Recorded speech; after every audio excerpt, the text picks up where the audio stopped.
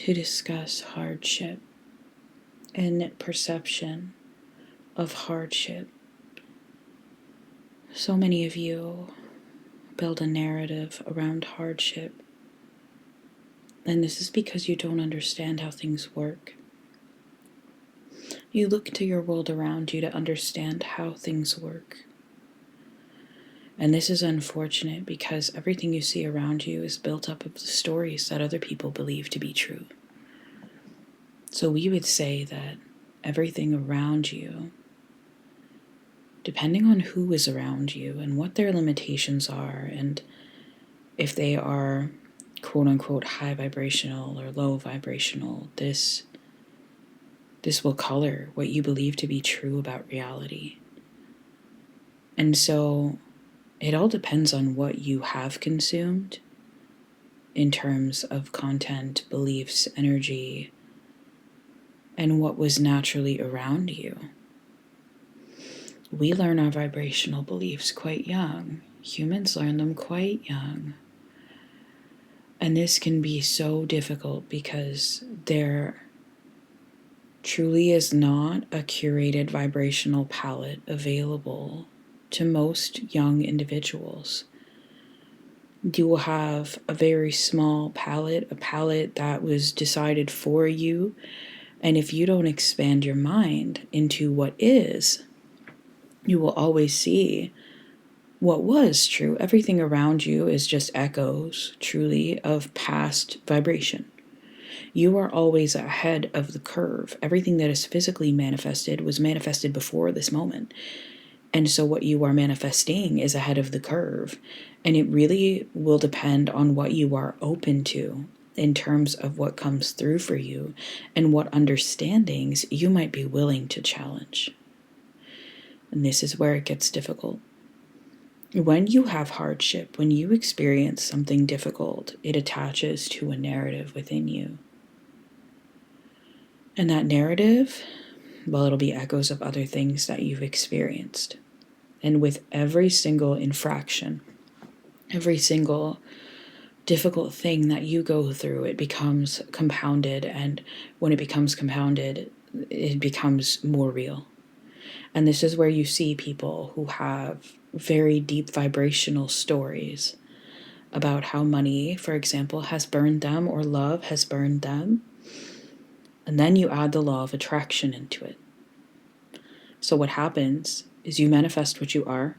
You manifest what you expect, what you know to be true vibrationally. And we want to say this is a brain no, not a heart no. The two are very different. And then there's how things actually work. So you have what you think and feel manifesting. You have what you believe to be true manifesting. And you have what you see around you manifesting, either corroborating or denying a belief you've built for yourself. And this is where things can become complicated, because none of this is authentic to you. When these stories become compounded the way that they are, it's like if you were trying to decide on one book versus 70 or 80 books, on one thing versus so many different choices. Let's say if you had read one book on vibration versus reading 70, you would have so much different material. So how can you decide based on what you see that you know what is true or not true? There's simply way more information available than that.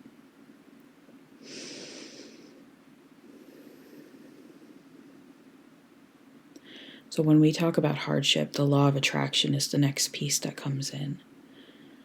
So you have your things you believe, you have your things you've experienced, and you have your what everyone else is saying.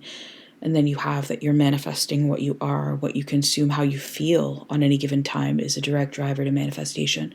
And then you have the law of attraction.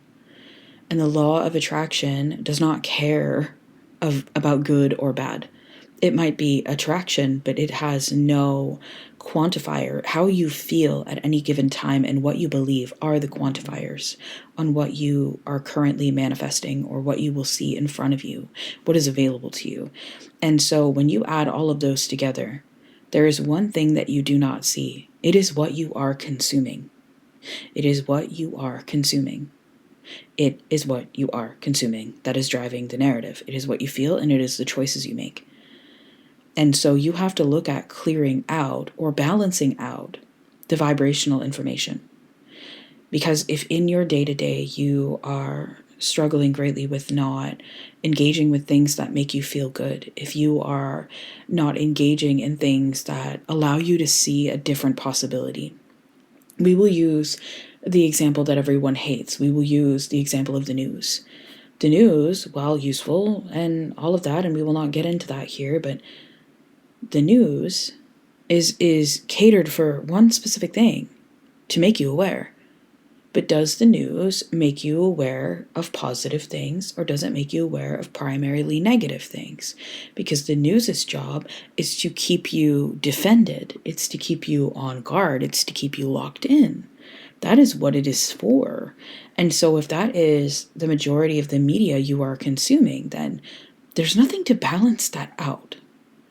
You do not need to look at positive things in the world necessarily to balance that out if you cannot find those right now. What you do need to do is spend time pouring a different vibration in. It does not matter if you understand the vibration. It does not matter if you can integrate it. What matters is how it makes you feel. So if this channel often listens to 80s music because it's so full of life. And this has helped this channel to move through negative emotion when her job as a reader does take so much negative emotion. People do not book you for what they're happy about.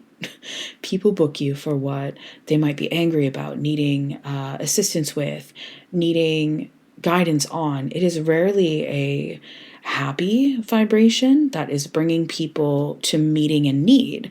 Much like the news, they will go when they need to sort something out, but it is not always the regular pattern of a person to book when they need encouragement, or to book when they want to see what's going well, or to book to expand their minds. It's not often the priority, although for many it is, and that is great, and it should be.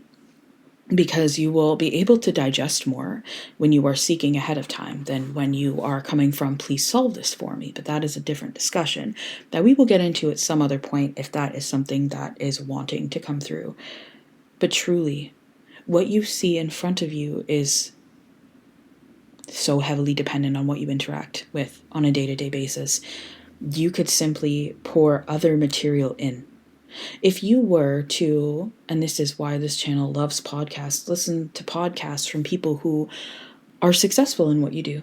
Listen to podcasts from people who have expansive content, or TikTok videos from people who have expansive content. If you simply seek for a balance, not to kick the negativity out, that is not possible.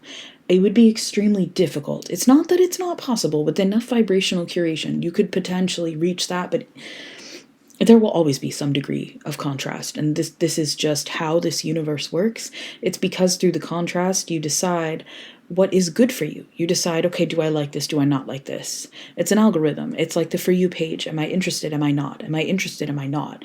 Whatever you linger on in life is what you are telling the universe you are interested in. How much time do you spend lingering on what is not solvable, on what is not truth, on what is not authentic?